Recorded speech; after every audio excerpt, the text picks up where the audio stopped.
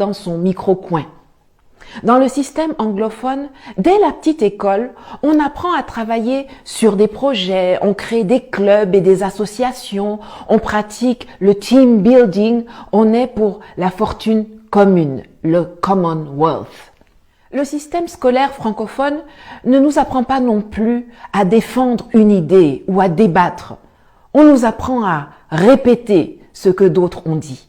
Les mieux notés sont ceux qui ont la faculté de réciter par cœur leurs leçons.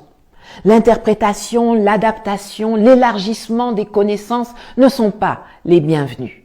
Le système anglophone ou anglo-saxon met, lui, l'accent sur le développement personnel. La créativité ainsi que le processus sont autant, sinon plus valorisés que le résultat final. Dans le système francophone, c'est quand tu répètes fidèlement ce que le prof a dit que tu es en haut. Dans le système anglophone, quand tu fais ça, on te donne à peine la moyenne. C'est quand tu fais tes propres propositions, quand tu apportes tes idées, quand tu enrichis le sujet avec le fruit de tes recherches que tu as faites sur Internet ou dans des livres. C'est là qu'on te donne des notes excellentes. Le système francophone nous enseigne que pour avancer, on a besoin de tuteurs, quelqu'un qui va vous prendre par la main, dont vous êtes dépendant.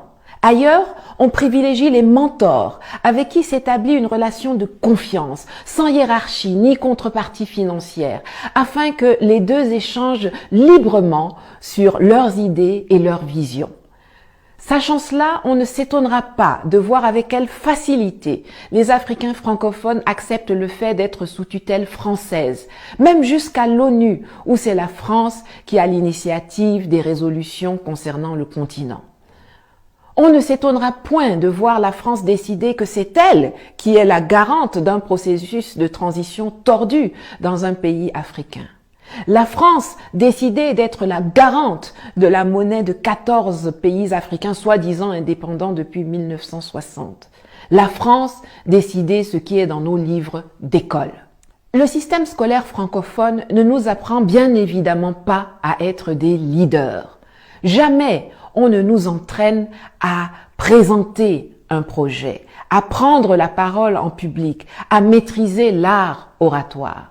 Et si dans ta famille, on ne t'a pas appris à te responsabiliser, ce n'est pas à l'école que tu seras formé à cela. Jusqu'au plus haut niveau de l'administration centrale, les effets de ce travers se font ressentir. Pour que quelqu'un puisse faire son travail,